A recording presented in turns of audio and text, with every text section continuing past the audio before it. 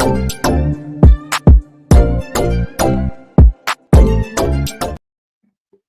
what's going on, my people? Welcome back to the channel. Welcome back to Saeed TV. We're live for Super Sunday. I'm with the man them in the building. We got a lot to discuss, man. It's all kicking off. It's all kicking off today, bro. But we're with the man them. We got Souls in the building. Souls, what you saying, bro? Yeah, man. All good, man. All good. Just enjoying the football. And yeah, life goes on. Yeah, absolutely, man. Rums, big up to you, my brother. What you saying, bro? What you saying? I'm good, man. Just waiting for my 3 points this afternoon. But other than that, Come I'm on. good. Absolutely, man. Yo, George, what you saying, man? Big game tomorrow, but listen, man, I'm sure we're going to get into Arsenal, man. You know what I mean? You're top of the league, still unbeaten. What you saying, bro? I'm good, man. I'm good. Just recovering from a long night, but I smell blood, man. I smell blood, and you know what happens when the Wolves smell blood, so Yeah. That's all I'm going to say. Come on. I hear you, man. And we got man like Gooley in the building. Gooley, what you saying, bro? Another week, another shenanigan going on at Chelsea. But hey, we're the only team in London with the European Cup. So it is what it is, fam. You get me? Nah, I hear that, man. But yeah, man, listen, we got a lot to discuss, man. Arsenal made a statement, man. You know what I'm saying? It's not only Liverpool that makes statements, isn't it? You know what I'm saying? But Arsenal have made... Wait, Side, that's cheeky. You're the king of statements about it's not Liverpool that this listen. Don't try that. PGMOL has made a statement about that. We haven't made one this year, but they've made a statement about it, and what they've said is here. They've said Arsenal announced a statement in support of Arteta after his post-match comments after losing to Newcastle. PGMOL urgently to address the standard of officiating, a focus on action which moves us all forward from respective analysis, attempted explanations and apologies. We supported the ongoing efforts of Chief Refereeing Officer Howard Webb and welcome working together to achieve world-class officiating standards on our league.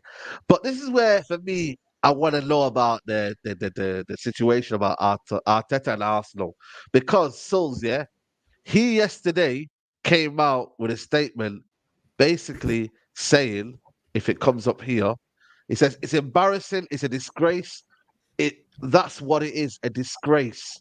And then he goes, Mikel Arteta is not happy with the decisions that went against Arsenal in the defeat to Newcastle. But he did say also, this was 6th of October. He said they are trying to make the best decisions. We need to understand that mistakes happen. Mikel Arteta says the match official deserves support in the situations that errors occur. Souls, man, it's a sticky one, now, isn't it? Really, let's be honest, bro. It's not a sticky one. It's bullshit from every single manager. When Klopp came out and actually made a statement against PGMOL, that was the opportunity for every single manager, for every single Premier League club to come out and go, do you know, we've got a legitimate reason to back this guy. What they're going to do? Ban every single club? Are they going to ban every single manager? They're going to ban and fine the entire Premier League? But now when it comes against us, that's when you want to talk out. That's when the club wants to come out and make a statement. The opportunity is gone. Deal with it. You wanted shit officiating. You had your opportunity to talk out. Now deal with it. This is the consequences of not uniting, not unionizing when it really mattered. That's the reality of the situation. I'm not going to sit back and hold back and go, you know what, like Arteta, now you come out and do it. Now, of course, like we can sit here and we can do the opposite side of it. Now that Arteta's spoken out, will any other manager join the bandwagon? But the reality is the opportunity is gone. The gravy train's gone. We had the opportunity to talk out against these referees without consequence.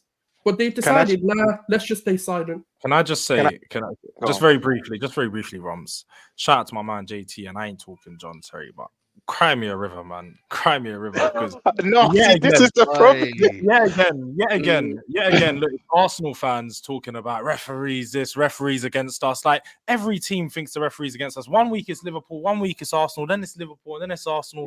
Like the two biggest crybabies when it comes to refereeing decisions. Look, as we get things go against us, we grew up in a time without VAR where mistakes happened every week and it was normal. So people get VAR, it should be better, but mistakes are still happening. Live with it. Is what it is. It's part of the game, George, man. I'm actually happy you went before me now because you epitomize what I'm just about to say. For the greater good, we all need to come together when a bad decision happens for a club, but tribalism will always prevail. Let's just be honest. Look, Yeah, if United get a dodgy, if United get a decision and go against them, me as a football fan, I should stand up for United.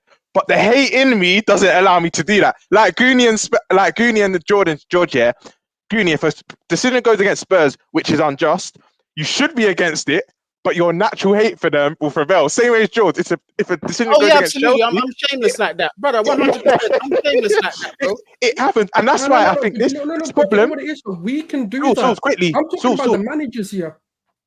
Oh no, yeah, managers are spot on, but I still think fans have a part to play because I think if fans and managers all come together, we could combat this. But tribalism will prevail. We just have to accept it now because as much as we know there's bad decisions weekly, if it's against your rival club, or let me give you a situation. Let's say Arsenal, City, and Liverpool in a title race, and it goes down to the last day of the season, and an unjust decision goes against one of us. We are not going to care, even if it's unjust. We are just not going to care, and this is why I think this is going to be a continuous. Yeah, it's going to be a continuous problem. I can't see this ending. Honestly, I can't see this ending.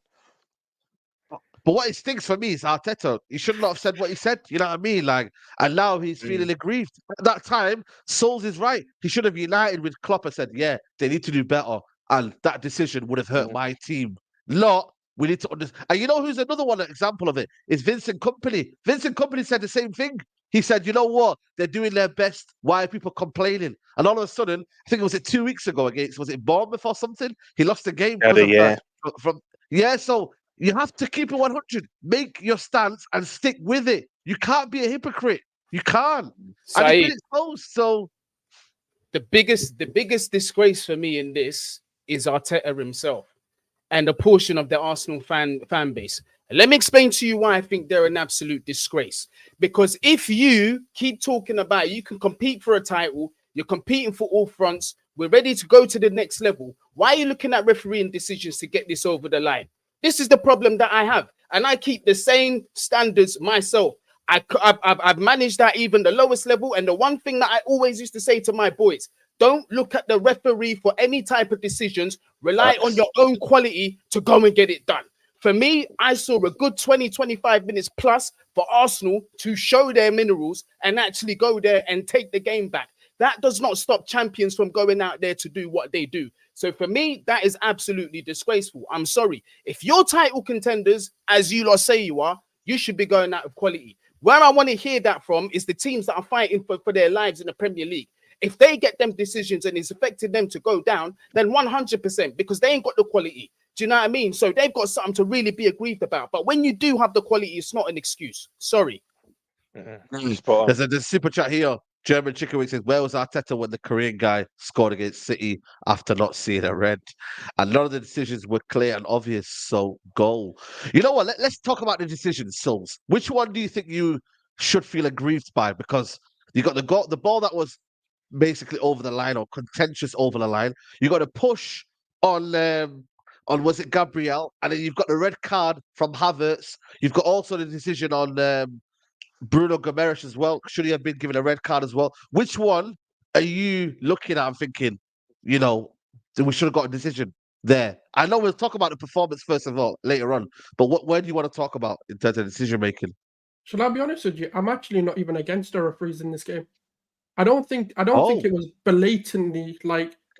Guna saw just stop you there. Big up yourself. Big up yourself, because all I've been hearing this past 24 hours, couple hours is winded. Big up yourself. I'm not saying the referees were like completely flawless in this. I'm not saying that decision should have gone the way they did, but we got let off with the Havertz one. That any other day that could have been a red card as well as a yellow card. Like we can sit there and go that's a 50-50. Then obviously Bruno Gomes, all right, fair enough, it's a technically violent conduct. That could have been a red card, but we kind of got bailed out. So you can call it evens in that. Then when you look at the goal, for example, you can say maybe it is a foul on Gabriel. Maybe it was offside. Maybe the ball did go out of play. But you've also then got to look within yourself. You've got to look at what could we have done to stop that. The basic fundamental rule when you're like 2 years old, you get taught is play till the whistle is blown. Do not just wait and let the referee not do anything and get caught off guard. That's what happened. We thought the ball went out of play. Everyone stopped playing. But the whistle wasn't blown. So what were you doing stopping that? Then, okay, fair enough. You let that phase of play go. The cross comes in. What was David Raya doing? So there were so many opportunities for us to not even get to the point of letting VAR intervene with this, and we could have just prevented this from happening altogether. So I can sit here and I can talk about the referees, but let's be honest, it went both ways. We could have had Havertz off, and that could have changed the entire complexity of the game. That's 25th minute in. That's before Bruno Guimaraes got a red card, or could have got a red card, should I say. So he might have never done that if the Havertz red card was given. So I don't know. Like, for me, I feel like Arsenal, but I'm going to say as an Arsenal fan, I'm not going to talk about any other club. We look for any cop-out. We look for any reason to not blame the players, to not blame the manager, to not blame the club. We'd rather go, as soon as, that goal was given, the red cards weren't given, I knew exactly what this fan base was going to do and use the VAR as a cop-out for our bad performance. You know what? Let me be unbiased. Let me be unbiased here and take the tribalism out here. I do believe that was a push on Gabriel. I don't know what you guys think here, but I think Joe Linton pushed Gabriel. Is it me? I don't know. I feel like in a position like that where you're challenging for the ball, there's gonna be a bit of push and shove, and you have to. There has to be an advantage, though. But he used it to his advantage. No, but Saeed, he trying to head the ball out. I thought that was a push. He was already going for the ball. Like, I feel there's a certain angle that makes it look worse, but you see the two hands, and that's where I think all the Arsenal fans feel aggrieved. Like, look, you can see the two hands, but just before that, Gabriel actually goes for the ball. This is why I don't think it's a foul. And even the ball out of play incident, this is what I find hilarious. And this goes back to VAR, and they should have had the bird's eye view. If you remember World Cup with Japan, I know from that still image that everyone's looking at, it is out of play. But the bird's eye view one, the whole circumference of the ball has to be out of play. This is where it's on the Prem and VAR, because they needed to get that bird's eye view technology. Because I think beIN Sports, the broadcaster, they said it was actually in. I think they had that bird's eye view camera angle, and they said it's in. So we will never actually know. But if that happened to my club, like you said, Tide, if I had to take that unbiased out, and George, you're going to be shameless here. If that happened to Spurs, be honest, you'll be vexed. You would be vexed. The thing is, though, like you said, VAR can only intervene if it's a clear and obvious mistake. Yeah. It wasn't a clear and obvious mistake by the referee or the linesman. So they couldn't technically turn it over unless it was clearly out, like a good few centimeters out. So I don't know if VAR actually was wrong or if the rules need changing. Wait, Sauls, explain the offside one though, because I didn't really get that one. So the offside is basically if you're behind the goalkeeper, there has to be two players to deem it onside, and there was only Gabriel. But depending on where the lines were and where the ball was played, whether he was in line with David Raya. Yeah. If he was in line with David Raya, then it's onside. If he was behind David Raya, then it's offside because only Gabriel was in that sort of sight of line. So that's the offside ruling. Do you know who seems to be getting away with this? Sorry, Saeed. Do you know who seems to be getting away with this and is playing a blinder right now? David Raya. Because if he had got it right, this wouldn't even be a discussion. Facts. This guy is just gone under the radar like crazy. What shambolic goalkeeping was that? I told people though, is he better than Ramsdale? I don't think he's clear ahead of Ramsdale. They needed to make a clear gap between him and Ramsdale. Is he any better than Ramsdale? I don't think he is. They're on. If not, they're from similar level. You need a keeper that's better than Ramsdale significantly, and that's the issue. Yes, I remember you saying, George, you need to give it time or whatnot. But bro, like, man's making mistakes in crucial games. Like, you can't just underplay that. And for me, his positioning is awful. I thought his positioning was awful as well. Like, the way that he's done it a few times as well, especially from crosses. I've noticed for Arsenal, for Brentford, it wasn't really too much of a problem. But for Arsenal, he positions himself in weird ways where he finds himself overextending, overreaching for these crosses, and where people are going to get to him. And yeah, poor positioning from him. I think he could have prevented the goal if he was not focused on the ball getting out of play, trying to listen to defenders. He's a goalkeeper. What's he even focusing on all of that? Like, focus on your job, which is protect the goal. So, yeah, no, he's been poor. He has been really poor. Big up Blaze. It says we all said give attacking teams benefit of the doubt, and that's happened. The refs couldn't prove the ball was out of place, so stuck with the goal. You know what? To be honest with you, we always have to do that, though. We have to give benefit of doubt to the attackers, else we're not going to get any goals. And every single week, we're going to have them decisions every week. So for the benefit of the attackers, and if you've got a good attack like we are, the Big Six or whatever we're going to call ourselves, we're the better teams in the league. You know what I I mean? don't Right know now, if you can obviously, my include team is yourself shit, in but that one. Say, no, yeah, that's what I'm saying. you're gonna be I'm cheap. just like, I was just about to say that. yeah. Maybe I'm just using that, you know what I mean, quote unquote. But I feel like for me, it's one of them where I look at, okay, Bruno Guimaraes could have been sent off for that when he did that. He basically just hacked him, basically, innit? And I think for me, the Gabriel push, but ultimately, man, them Arsenal did not play well, man. Their attackers, what's going on with their attack, bro? Like, Nketiah scored, I get it. 3 goals against Sheffield United. But bro, like that ain't cutting it out, bro. And then you've got Saka, who people are saying is injured, but I think that's a cop out. I think he's not injured. Odegaard, I don't know where he was. You know what I mean? Martinelli's not been the same player.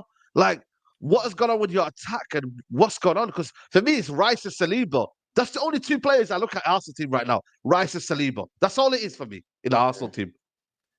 Yeah, no, I've been calling it out all season. I don't think Saka's been up to scratch. I don't think Martinelli's been playing his football. Martin Odegaard's been a shadow of himself. And this is the thing with Eddie Nketiah, and he scored his hat-trick. And I said it to people, this is it for the next 10 games. That's his credit done. Like, he ain't scoring another goal. And a lot of people want to sit there and go, oh, you're being too negative. You're being harsh. We've not lost a game. We've not done this. And the reason I'm harsh is because I could see this loss coming. The performances have been shocking. And we've been lucky to get things over the line. Even against United, it took an absolute lucky kind of deflection to actually get us 2-1 ahead.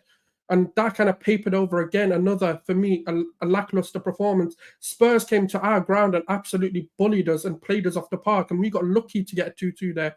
So a lot of these results, or per se results, have actually covered over a lot of the mitigating factors that have cost us a lot. And today, and I think against Newcastle, it just came to happen that we lost the game. But because the VAR decision, people aren't going to look at that. People aren't going to look at the fact that Saka barely made a cross, that he had an open goal. He could have just smashed it with his right foot. That last season, this team would have performed differently to this same situation. I think last season's Arsenal wins that game after the VAR decision. This season, I don't think we've got the mentality or the bottle to actually get things over the line.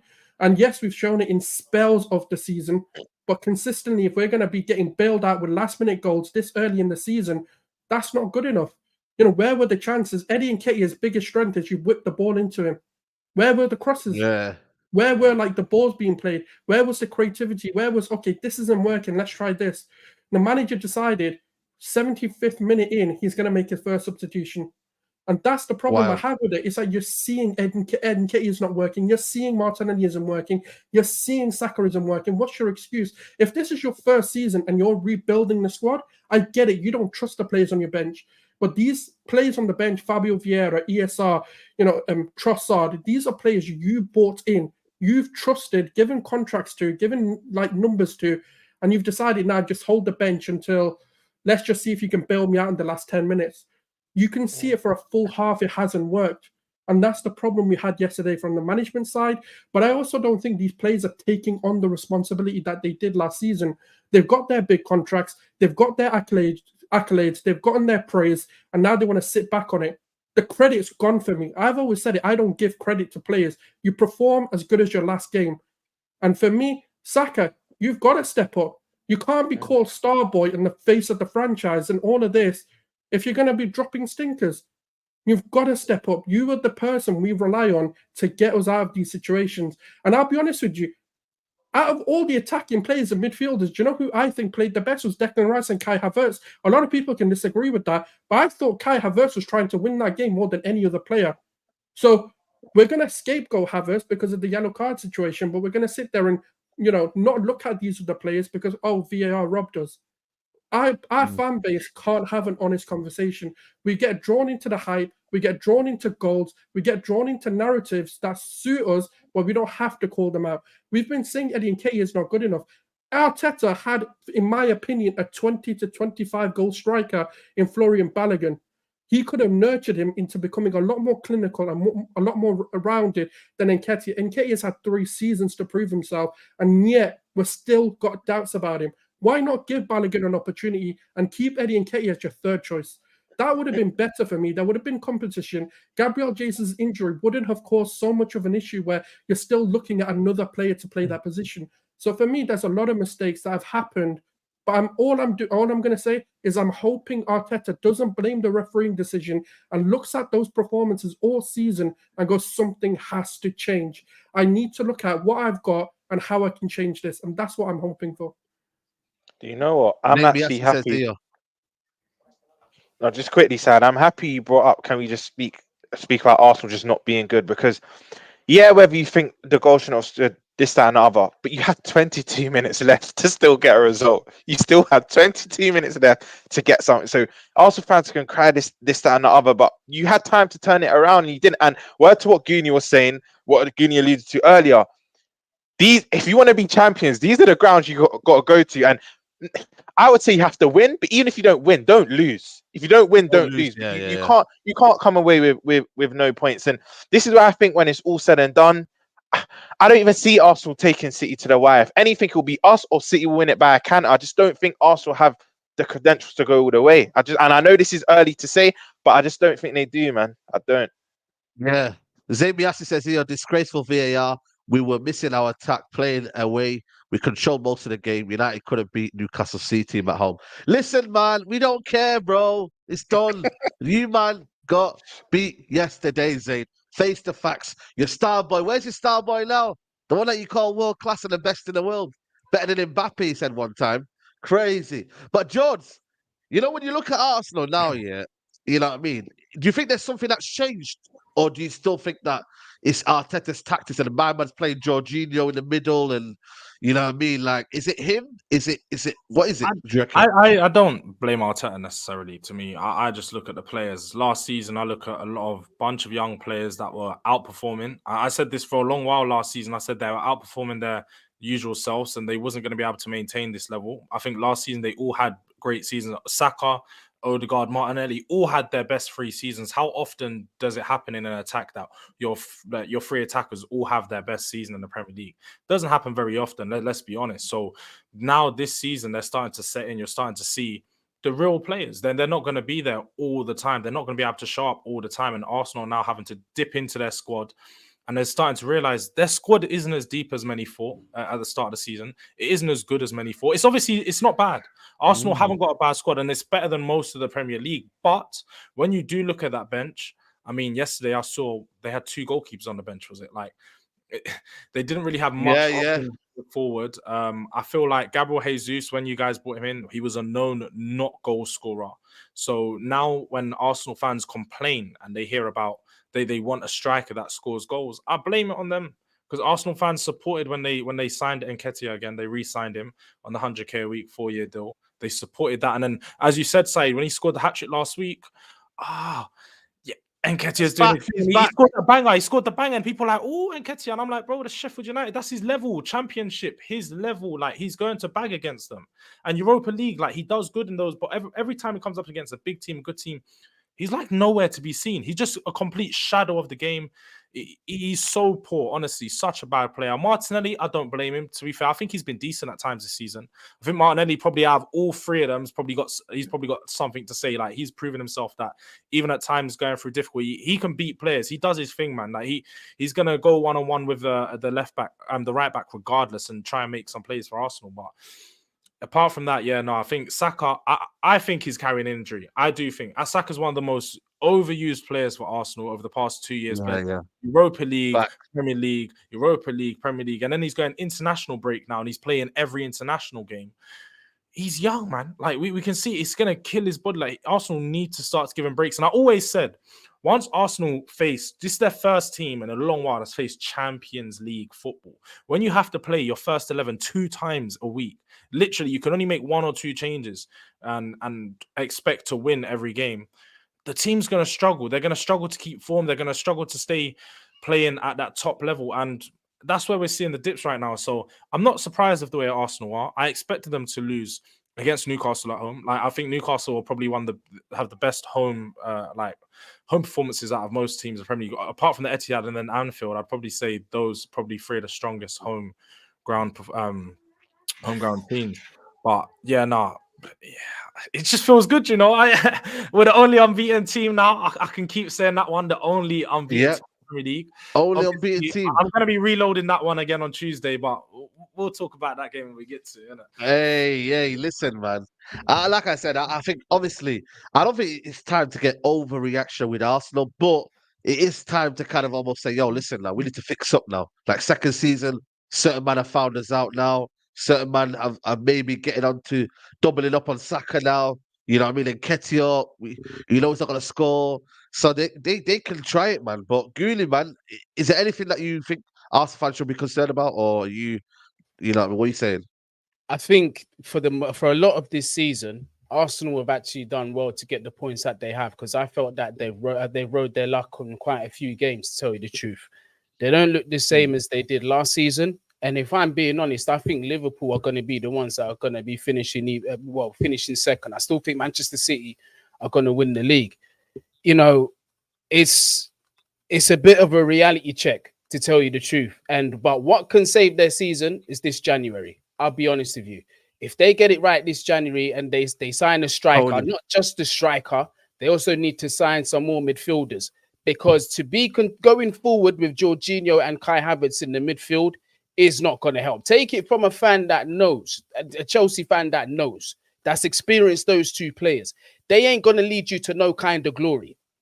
No way. And another thing is, might be controversial to some Arsenal fans, but if Arteta finishes at the end of the season with nothing, you lot need to sack him. 100%. Wow. You know what? I think Curtis made a comment on their Twitter, man. He was like, yo, go get Zidane in and them, man, there. Like, but the thing is, though, are Arsenal going to sack him, really? I don't think they are. I don't think they got a bottle to do that. I think it's all cozy at the minute. You know what I mean? I think this is what I've said about Arteta. I said it last season, you know, he done relatively well. Do you know what I mean? I think Arteta is the guy that's going to take them to the door. But Arsenal need to make a ruthless decision and say, listen, you've taken us here, but you're not going to push us to the promised land. We've given you 2 chances to do that already. Yeah. And you haven't done it. Now we're going to go for a manager that's been there, done it, and has got it on their record to do that. That's what they need to do, because these moments of form, this moment of, you know, having a team like this, it does not last forever. Other teams get better, other teams develop. Manchester City still look like they're not getting knocked off their perch. So sometimes drastic actions need to be taken for that next step to be made. 100%. Oh, big up Big Steve in the chat saying, thought Arsenal won the league a month ago. All right, man, listen, the Sharks, when them man Sharks come round the corner, they start asking questions, man. So pressure on Arsenal, man. Go on. So I think you're spot on, because when I say to Arsenal fans, what would you say? What would your opinion be if Arteta leaves with anything this season? If he doesn't win anything, do you want him gone? Do you still want him to stay? Right? You get this generic response. It depends.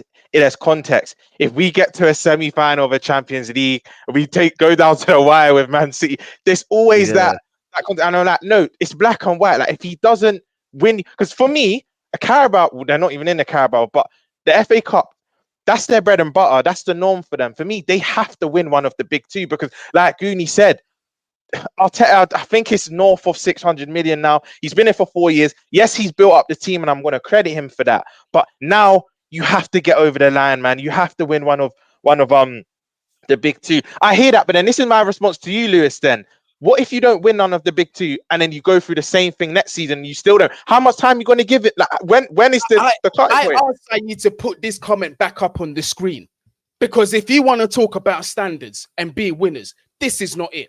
100%. This is not it. It's the highest in 20 years. What's he done? What major trophy has he won? All right, give him that FA Cup, cool. But where's the Prem? Where's the Champions League? He hasn't done it. Are you going to be happy with, it's the highest finish that he's given us, so let's keep on going, even though you know he's not going to get it over the line? That's them standards are in the ghetto. Oh, okay, you're a United fan. Fair enough. All right. Fair enough. I'll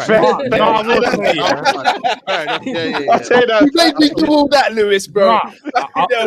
Next time. I feel like, look, as much as I agree with you guys in saying that, if he doesn't win nothing this season, it's literally a regression. He's getting worse. He's having a worse season, and then the season after that, he's pretty much like has to do something or he's sacked. I don't think, like Saeed said, they're in a position to sack him though, regardless whether they don't win anything this season. At the end of the season, let's be honest, guys, there isn't much managers on the market. Like you can look Xabi Alonso, yeah, but he's either going Real Madrid or Liverpool. He's literally saving. He's going to stay at Leverkusen until one of those happen. And then you're looking at De Zerbi, who you'd probably want some to be more proven because he hasn't proven to be better than Arteta tactically. And let's be honest, Arteta is a good manager. Like tactically, a good manager, makes some mistakes, and probably I question whether he can hack the pressure and handle the pressure at times. But he's a good manager, and I think Arsenal probably, if we're being honest, have to stick out of him to see if it works for at least another season after this season. George, I hear you. I think you're spot on, but my point is, cool. I don't know the exact figures. Sauls will be able to help me out, but I think he spent, correct me if I'm wrong, Sauls, north of 600 million, right? You then give him another year if he's not won none of the big two. He then spends more money. He then adds more quality, what he thinks will to the betterment of the squad. It's then when do you then say to him, cool, where's the big trophies? Because he will keep spending. He will keep this crop of players because they are on an upward trajectory. As much as they've not won anything, they are. Like last season showed you, as much as they didn't win the league, they have improved. It's like when trophy droughts. They done a 9-year, 10-year trophy drought with Wenger, 9-year trophy drought with Wenger, and they were happy to. Yeah, but what would you? No, but George, let's be real. You shouldn't question these owners. Let's not question their ambition because they aren't that. They're ambitious, of course. They're investing in the team, but they aren't that ambitious that they're. If you don't win the league or if you don't win nothing, we're going to. But George, there's context. There's context. There's actually context there, right? Because look, you just said under Wenger, he had won them doubles and whatnot. So he had that credit in the bank. It's like us with Klopp. And listen, I had to hold my hands up. I got it wrong. I wanted Klopp out last year, but then my fellow fans would say to me, "What are you talking about? He's actually got credit in the bank. He's won us the big two. He's won us everything there is to win." And I even had to hold my hand up, like, you know, and I had egg on my face, and I have to come out this season and say, you know what, I got it wrong. So that's why Arsenal went on that trophy drought, and they're not going to get rid of Wenger because he earned that right. He had that credit in the bank. Arteta's not done anything yet. Like, cool, the FA Cup. But there's some silver lining in that though, because everyone always says no. But Said, I almost think it's harder though, because they say, oh, it's with an Emery team. That almost makes it harder. So I actually credit him for that FA Cup win, and it was against City and Chelsea back to back in the semi-final and final, which were 2 out of the 3 top teams at that time. So I don't really like when people try and diminish Arteta's FA Cup win, but he needs to win one of the big two. He has to. Nah, fair. Nah, that's fair, man. That's fair, man. Guys, there's nearly 1,000 people in here. I don't know how many likes we're on, but don't be stingy with the like, people, man. Get them likes up. You know what I'm saying to, and support the channel, people. So yeah, big up to everyone. Let's talk about United, man. Then we got away with one yesterday. Bruno Fernandes. I predicted it 1-0, but Ten Hag job safe for now. What did you see them? Did anyone watch the game yesterday? Oh, I don't blame you if you didn't watch it. I watched second half. Yeah, what did you make of United at the minute? Obviously, Ten Hag won the game yesterday, but do you reckon it's inevitable? Do you reckon he can turn it around? Robs, I'll start with you.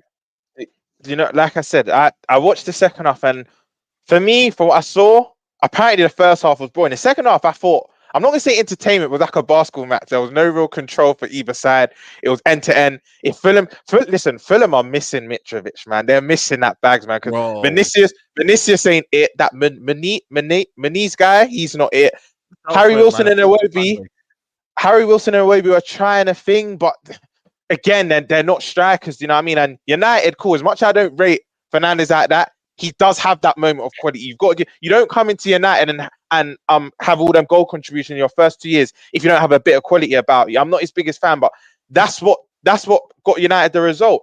But in my opinion, Said, when I watched that game, first when he scored late, my natural hate for United, I was like, oh, they've won it. But I looked at the silver lining. We need United to win like every 3 games because I want Ten Hag to stay at least till the 17th of December. You know what day that is. Bro, you know what day that is, Said. But if United keep losing, the inevitable will be quicker. Like Ten Hag will get sacked. So we need you to lose a game here, win a game here, lose a game here. But in terms of the actual performance side, again, I think it was poor from both sides, and that moment of quality was the difference maker. So that was it for me. And actually, I want to big up one player though, Pellistri. I think he gave you that new lease of life. He came on, he injected a bit of life. I must say I was impressed with Pellistri, but other than that, it was 2 quite bang average teams at the moment, man. Yeah, there's a lot of people in the chat saying, United are only 6 points behind Arsenal. I don't really look at the table, man. I judge a team by their performances because it's not going to be sustainable on the long run, innit? You could be having the points, but if you're not playing well, it's going to catch up to you, man. And I just don't know, man. Yesterday was one of the worst games I've seen in my life. Fulham were bad, by the way, but we were also equally bad. And I feel like for me, we can't score goals. You know what I mean? We're only scoring one here and there. And I just think for me, the style of football is still horrendous. Like, it's not enjoyable to watch. Yes, he may get the results here and there, but I still think when you got Mason Mount on the bench that you brought in, you know, Amrabat on the bench, and you're playing McTominay, you wanted to sell. Maguire, all of a sudden, your most important player. It's just, bro, it's just very, very confusing, bro. And it feels like it's just kind of getting by. You know, when you get by, so he's trying to do the little things to kind of keep me going. That's what he's doing, man. So I don't know. I don't know what you man think. I'm going with you, Souls, man. What are you thinking right now, United?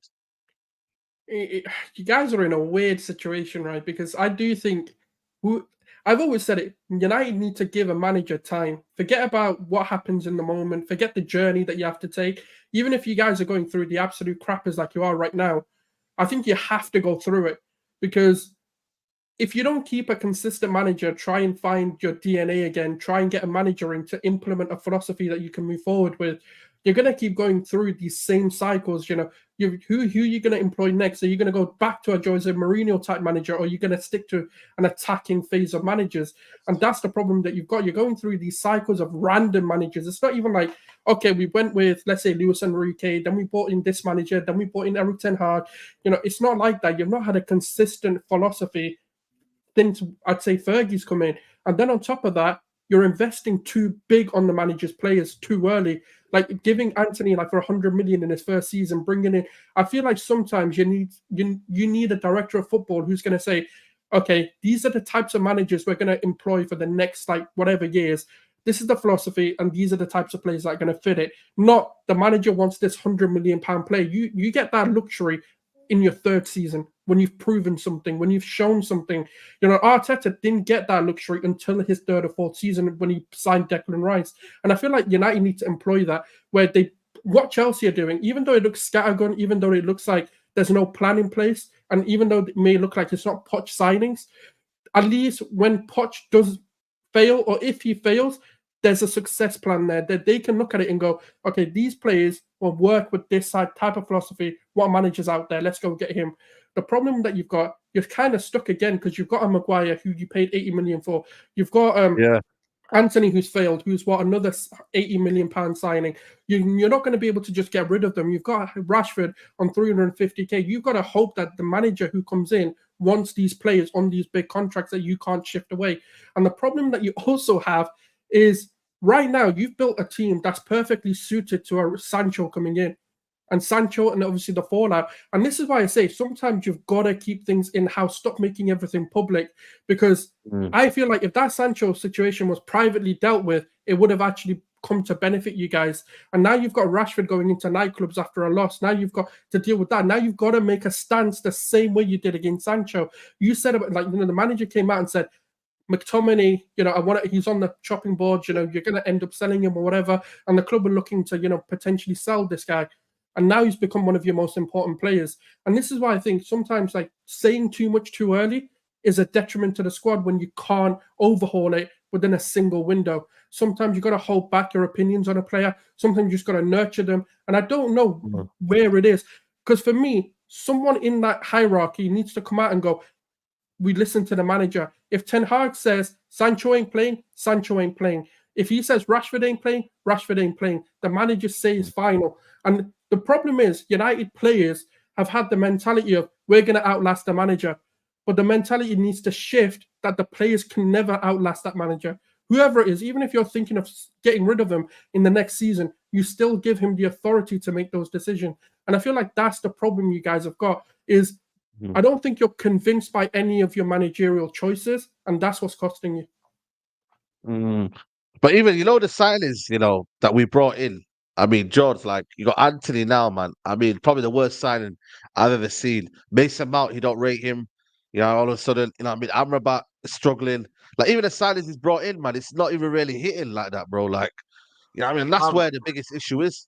Do you know what? I was one of the first people to say about a year ago, it's just even a clip on Terry's channel on the Terrace. I said Ten Hag's got no talent ID. I've been saying this for a long while now. I've been calling out. I don't feel like he's got a good eye for a player. I feel like, unlike other managers who identify player profiles, he doesn't. He seems to not know how to identify a profile of a player and stick to that. Because when you go from one target to another target, they're always different types of players. They're never like, oh yeah, that's an inside forward who's a bit more predominantly right-footed. Who's like, they're always different types of players. He might be a right-footed player, then a left-footed player who's trying to play on the left side, or like there's never consistency in what he's looking at. And as we've seen, he tends to go back to the players like Unana, Anthony, Martinez, who had a really good season last year, been poor, absolutely poor this season. I mean, he's been dropped a few times, as we've seen. And then Anthony's an I don't even know what to say with Anthony, I'll be honest. Anthony, anyone want him? Anyone want him? Anyone want him? Like, generally, anyone with Ajax, yeah, bro. I feel like and no one would have predicted how bad he'd be, because at Ajax he actually looked like a good player. Like he showed a lot of flair, and he showed that he had a bit about his game, but he just doesn't do nothing for me. Like, I feel like maybe Ten Hag gives him far too much freedom, because it seems like Ten Hag gives him that's a good point. A lot more leeway. He gets a lot more leeway than the likes of Sancho, Pelestri, and some of the other players that I think are more effective than him. So he gets a bit of freedom to do what he wants with the ball and start to be creative, and he takes that and runs. He takes that and runs with it, tries to be too creative, tries to do things that we know he's just not capable of doing.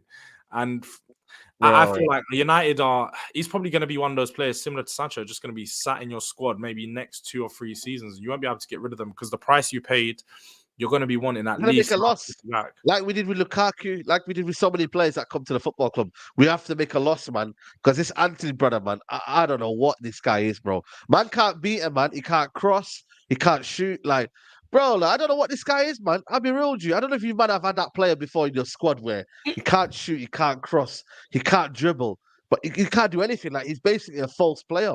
That's what he is, bro. Nicholas Jackson. Richarlison, yeah. Well, there you go. I've not had run it for a while at my club, so I can't say Darwin Núñez isn't there, man. Don't do that, Charles. Don't do that. Don't do that. He's in banging form. He tried to say Núñez. How dare you? How dare you? You can't do that. Núñez for that banger the other day, he had the worst touch you could have had impossible. Just let the ball run, got it back, dinged it into the top. Yeah, that's satanic still. I can't even lie. Do you know what it is? You know what it is? That epitomizes him. If he didn't have that bad touch, you don't see that amazing goal. That's just Núñez, bro. That is him. Bro. But you know this Doku, man. Look at the Doku yesterday. Man got 4 assists, 1 goal. Like, that's what a winger I want. I want a winger who's doing the wings. Like, you know what I mean? Like, be a winger, bro.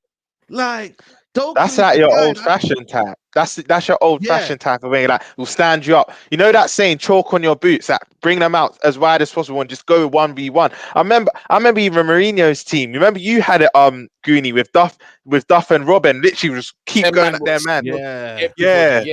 They would just kept going at their man. So yeah, man. I think that's kind of being ousted out our game a bit. This is why it's so refreshing to see Doku. As much as their rivals, sometimes you have to take your hat off. That I think that's a lot of people's favorite type of winger. It's going out the game a bit, man. But yeah, in terms of Anthony, I don't know, man. I don't know what he offers. You know, it is with Doku as well. I feel like Pep started to learn that, like, what he's done to some of the other players that have come to the club that have been there for a few years. He's took the flair out of their game. He's took that directness out of their game. And with Doku, I think he's realized I need that in my team. So he's just lets Doku do what he wants. Get on that wing, attack the fullback, and just do your thing. He took a lot of pace out of his wings as well. Now he's brought him back, and that's massively helped. To be fair. Yeah, no, that's fair, man. Like I said, man, it's one of them where, you know what I mean, I want players to come in and make an impact. Like I said, obviously Rashford's out. We haven't got no goals in our team as well, and it's peak, bro. When you get goals in your team, that's the worst thing. At least with Liverpool, they can mask it with goals, man. You know what I mean? Just score goals, like outscore the opponent. You know, Arsenal at the minute, like I said, they're struggling as well in that department, maybe as well a little bit. You know, Chelsea as well, biggest example. They just can't score as well. You know what I mean? So the lack of finishes in this season is alarming, bro. Like, you know what I mean? Like, and I don't know, it might be a low scoring season. I don't know. Liverpool will score goals, City will score goals. Tottenham as well, to be fair, are scoring goals as well this season. But we're struggling, man. You know, Chelsea is struggling. So it's peak, bro. It's peak. You know what, Saeed, though? The inevitable will happen. Rashford will go on his purple patch. Like, as much as I'm not his biggest fan, it happens every year. Rashford will go on like a 9-game run and maybe get 7 or 8 goals within that run. I don't know when it will happen, but it's happening. It happens every year. And Hojlund, again, I actually rate Hojlund, right? And it's a bit unfortunate that a 20-year-old's coming in and all this pressure's on him, but you have to still be doing a bit more. Because the reason why I'm going to be a bit harsh on Hojlund, because I saw him against Galatasaray. You know, they say, strikers need service, they need chances created. I saw him run for his own half and create a chance himself and score and put it at the back of the net. So I feel like he can be doing a bit more. I know it's a bit unfair to put all the pressure on him, but yeah, man, he needs to be doing a bit more for me. Don't you think he's been good though? Because I feel like no, that's what I said. That's what I said. I rate the player. I do rate the player, but George, I think he can create some of his own chances. I'm not saying all the time, but I've seen him do it now, so that's what I'm going to judge him off. I have actually seen him do it. I feel like it's just a bit hard when you're playing in a team that plays grenade football like Man United. Like they struggle to keep the ball. Like hot potato, like literally just pass. Constantly, no player wants to keep the ball and try to retain a possession. It's hard for him to get into the game. A lot of the chances he get are snapshots, quick chances. Like he doesn't really get one where he can compose himself and find himself in front of goal. But from what I've seen of him, I can't lie, I've been impressed. I don't feel like he's gonna reach the heights this season that some Man United fans are talking like 15 Premier League goals, like nothing like that. But I think he's gonna be really impressive. Probably start picking up some goals later on in the season. Maybe when Ten Hag leaves. Their biggest problem is their squad profile doesn't suit Hojlund. Like, I don't think they're doing enough to actually play to his strengths. They need to be whipping those balls, and they need to be a variety of crosses coming in. I get what you're saying, Rams, in terms of creating your own chances, but I've always said it. For me, I've seen him as a Haaland type profile, where if you feed him the ball, he will score. And I think I've seen a stat in the last 3 or 4 games, no chances were created for Hojlund. So the reality is, there's no creativity or cutting edge in that team. Play him through, put a cross in, get him on the head. Because he's physical enough to take on, in my opinion, any centre-back in the Premier League. But the problem is, he hasn't been able to do that because they haven't played the balls in. Anthony isn't a good crosser, like we mentioned. Maybe put a Mount there, put Mount at right wing, and have someone who can naturally just cross the ball in, and that's all their job is. Like, when you buy a striker, you've got to have the team around it. And for me, as much as Bruno can have those moments like he did against Sheffield, the issue is I don't rate his creativity, his cutting-edge creativity like a De Bruyne can do, like potentially in some phases like a Maddison, Odegaard, etc. It's more one-dimensional spam, sort of over the top, and that sometimes just doesn't work, so you need to change it up. And I think once they kind of figured that element of their game out, that's when you'll see an overlapping wing backs and etc. That's when Hojlund will actually start firing. For me, he's a 20-25 goal striker, easy. Absolutely, 100%, man. Guys, still like the video, people. There's still 900 people in here. Make sure you keep liking. Let's get to 500 likes. I know, George, you got to go soon, but Tottenham tomorrow, a little preview tomorrow. How are you feeling now? You're top of the league. Obviously, you're unbeaten. Do you think there's more pressure for you, man, tomorrow? Or no. Man?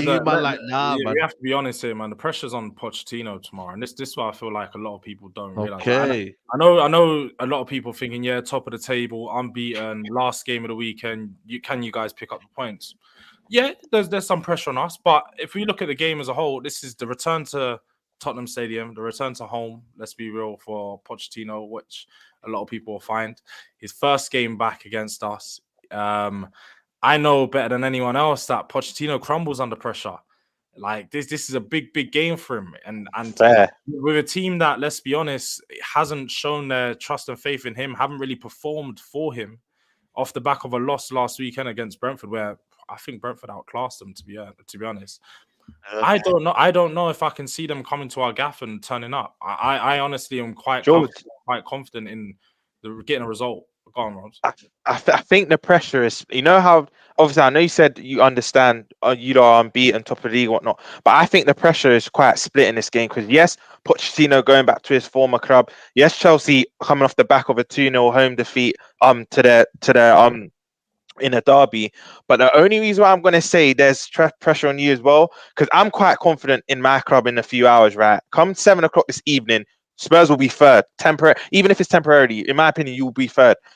If you want to stay with the pack and whatnot, I know you're not one of them fans that are going to put that added pressure, because I've been saying to Spurs fans, just enjoy the ride from now. There's no point adding unnecessary pressure onto yourself. But I think it's natural when you're at the top. So I feel like the pressure is. I don't think there's more pressure on either team. I actually think this game is quite. I do agree with that, but the only reason why I say just take away the table talk is only because even if we get a draw, we go top of the table. I'm pretty sure. Like we go level on points. With Yeah. No, you do.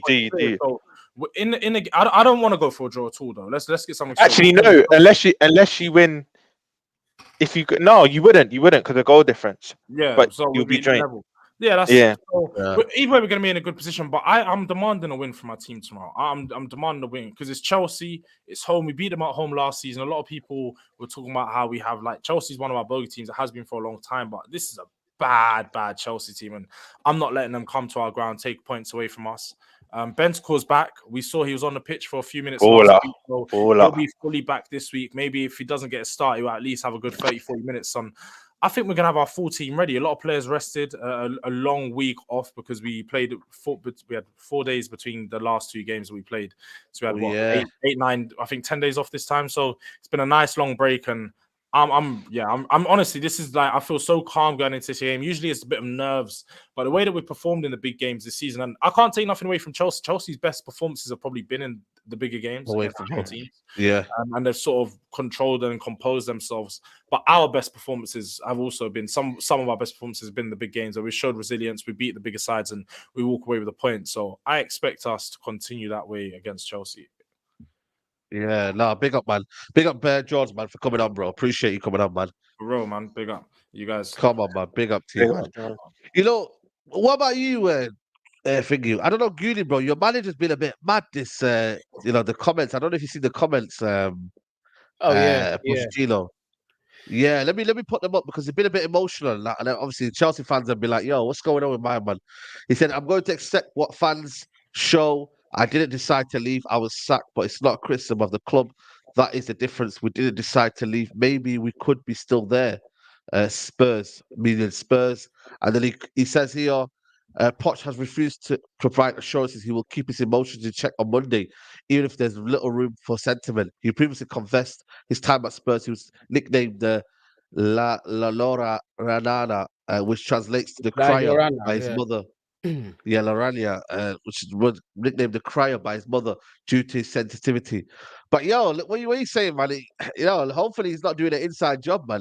Let's go back to the first one that you. Let's go back to the first one that you read because we got to do this one by one. All right. So the man said, "I'm going to accept what the fans show." All right, you've read it out. I'm not going to do this. So my thing is what was the question asked for this? Because to me, it just sounds like a response to a question that was along the lines of what happened with you guys, with you and Tottenham. Why did you leave? That's what it sounds like to me. Context is very important to everything. Do you know what I mean? However, the comments that this guy has made about his sentiment towards Tottenham, right? It's not the first, nor is it going to be the last time that we'll see this at not just Chelsea, we'll see at other clubs. I saw Mourinho do something similar. I saw Antonio Conte do something similar. The only difference is in this situation is that Chelsea are currently sitting 12th at the table. That's why it makes this look a whole lot worse than what it is. I'm not bothered. I'm not overly bothered unless it's egregious, as what managers say. It doesn't really overly bother me. What I'm bothered by is what's going on the pitch. You put in a performance, everybody forgets about this. If we get 3 points, everyone certainly forgets about this. So for me, I'm going to keep the same energy. Words are cheap, as everybody says. It's about all the action. If you go and do what's right and get us that result on Monday, then cool. Do you know what I mean? Doesn't matter. So for me, it's he could have picked his words a bit wiser considering which team it is. But at the same time, just get the result, man. That's what matters to me. No, I can't lie, man. I just don't see Chelsea. I don't feel that there's a feeling. Back in the day, Chelsea with Willian and Hazard and them, man. You go to these little grounds, you're thinking, yo, them man are thumping them. I don't see that. The young squad, and maybe I'm treating it like that. I'm treating them like they're going to be hot and cold this season. But you're right, though. You know what I mean? You're feeling a bit kind of like, you know what? Even if they lose this game, I'm not going to banter Chelsea for some reason because I feel like, you know what I mean? They're not that team. Obviously, if they get beat like a considerable amount, fair enough. But because it's a young team and because obviously Tottenham are coming into his favourites, I generally think for me, it's one of them where how can Chelsea be measured this season Very, very difficult, man. Very, very Do you know? difficult.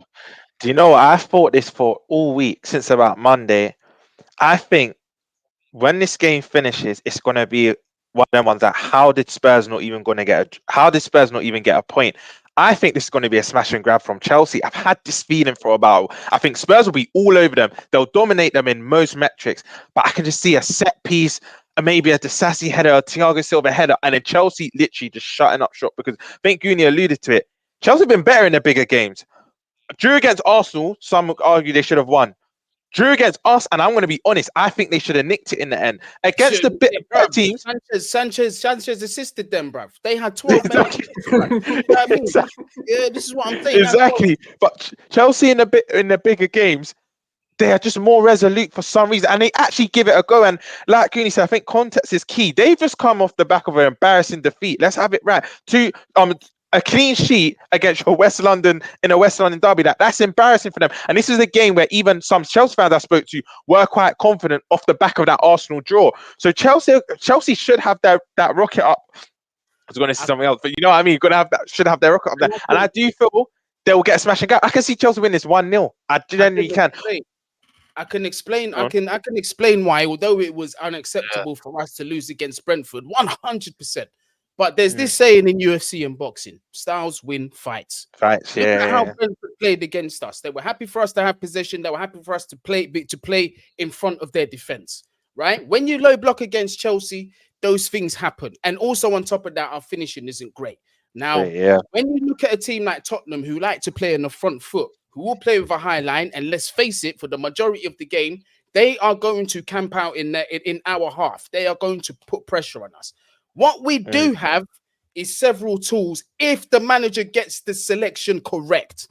We've got Cole Palmer who can control the playmaking and dictate that play for the front three, and we've got rapid wingers. If we've got Mudryk on one side and we've got Sterling on the other side, right? We can get in behind and we can cause problems. Our outlets against Arsenal was our wingers. Destroyed them on them sides. That's how we got in behind. If we go with that same approach to Tottenham, then we could hurt them. So if I see Tottenham dominating the game and dominating possession, I'm not going to be overly alarmed by that. The only time I'm going to be alarmed by it is if they keep breaching our defense and getting one-on-one in front of Sanchez. That's when I'm going to start to worry. But my thing is this, is once we get in behind that defense, we have to make it count. We must score them goals, bro. And for me, everyone always says, Goonie, you have an agenda against this guy, whatever. Jackson cannot be on the pitch. Football is a meritocracy. Meritocracy meaning you play on based on good form. Doesn't matter about merit, your name. and merit, Merit. Nobody can tell me that this guy has been a shining light for Chelsea in front of goal. Nobody. I don't care about what he'll develop into later on. That's irrelevant for this conversation. Right now, he's the person in that attack that I trust the least. Scott McTominay has got better movement in the box than he does. I'm not even bantering. I'm not bantering. Somebody tell me that I'm lying. Please. Bro. Someone tell me that I'm lying. Saeed, am I lying? I can't lie. Scott McTominay, when he's in the box, is a danger, man. I can't lie. This is what I'm saying, bro. And people turn around and call me a hater. No, I just see let me ask you this then. Let me ask you this then. Who you putting in instead of Jackson, a Broha, or are you doing to take some of the wingers and put them false nine? I'm playing Cole Palmer as the false nine, like we did against Arsenal. And if Mudryk fit, I'm playing him on that left, and Raheem Sterling's gonna go on that right. That's how I'm playing. And you know also plus, because I actually think you were missing him. I know a lot of people say, he's hardly had any days in the top half and that, but I think missing Enzo and Mudryk against Brentford, you should still be beating them. I'm not making any excuses. You should have still beat Brentford, but they were two big losses. And if there's that one player that can unlock a defense, Goonie, it is Enzo with that eye of the needle through ball. So I think him being introduced back into this game, I think that could be a bonus for you lot. Do you think that can be a bonus? 100%. Like that whole situation with the midfield. Listen, Tottenham's midfield has been really good this season. I have to say it. Obviously, James Maddison goes without saying this is the first time that we're seeing the real Basuma show up since he's been playing for Brighton. Do you know what I mean? Sarr, I don't know if he's going to start the game. I think Bentancur is probably going to start ahead of him. But Sarr, he's an all right youngster. But if Bentancur starts, that's a very good midfield. But this is the thing. I don't think our midfield is any worse than theirs. Enzo Caicedo. That pivot there, although it hasn't really shown what it can do just yet, the whole team hasn't really fully shown their full potential. So I'm going to kind of be careful in certain instances when I bring that up. But Caicedo, for me, if he starts that game tomorrow, he's going to be another key because people will talk about his defensive nous and how good he is at that. Cool. But one thing that is very underestimated about this guy is his ability to start transitions. Because when that guy wins that ball in front of our defense, he knows where that ball's going. I've seen it. Case in point was, listen, not the best example, but it's what I can give you. The Burnley game. Look at one of those goals. Wins that ball right in front of our defense. He knows where that ball's going, and he initiated the counter. We've seen him do that plenty at Brighton as well. He needs to be able to get that right for Monday as well, 100%. If he plays well, I think he's going to be key to our win as well, 100%. And obviously Conor Gallagher as well. Listen, Conor Gallagher's going to be able do this thing. In terms of him, like, you know, initiating that high press and winning the ball high up the pitch. All of these things are going to matter in the game, 100%. No, 100%. I'm looking forward to it, man. Monday night, you get your popcorn ready. And like I said, man, enjoy it, man. Enjoy it. That's actually, that's actually going to be a wicked game because Spurs and Chelsea, there's that actual hatred and I think the fact that it's the game to round off the weekend, I'm actually looking forward to this one, you know. I'm actually looking forward to it. I'm going to see what Spurs are about because if Spurs bottle it against Chelsea, I'm going to be fuming because I'm like, yo, you man, I'm trying to, you know, get you guys, you know what I'm saying? Like, come on. But yeah, people, we're going to wrap up here, man. It's been a good show, man. Super Sunday. Make sure you guys are liking the video, people, man. That will be amazing if you guys can like the video and get us to 500 likes. Currently, if I just check it quickly now, we're currently on 372, man. So let's get that up, people, man, to 500 likes. Man, Souls, big up to you for coming on, bro. Nah, thanks for having me on, man. Been a good conversation, good debates going on. Yeah, let's just see what the Premier League has to hold this season. Yeah, absolutely, man. Roms, you got a game on in an hour. You know what I mean? Hopefully, I can't wait. Do you know what it is? There's a bit of this discourse that, you know, the cliche saying anything can happen, anyone could be anyone. Listen, if I get kicked, I get kicked. We're smashing. I think this will be a 4 or 5 goal margin win. I've just seen the players that have returned. Our attack is crazy. That's crazy. I think we win this 3 or 4-0. But no, thanks for having me, side as always, man. And big up Goonie, big up Souls, big up George that's left it up. Big up everyone, man. Big up the chat as well. You don't always call. Yeah, defo, man. And then Goonie, man, big up to you for coming on, man. Love, bro. Yeah, man. Gareth Southgate out. Big up, man. Them. Listen, people, I'll be back later on tonight, man. 9 p.m. people. I'll see you later on, people. And hopefully Luton can give us a surprise. Who knows? Take care. Peace.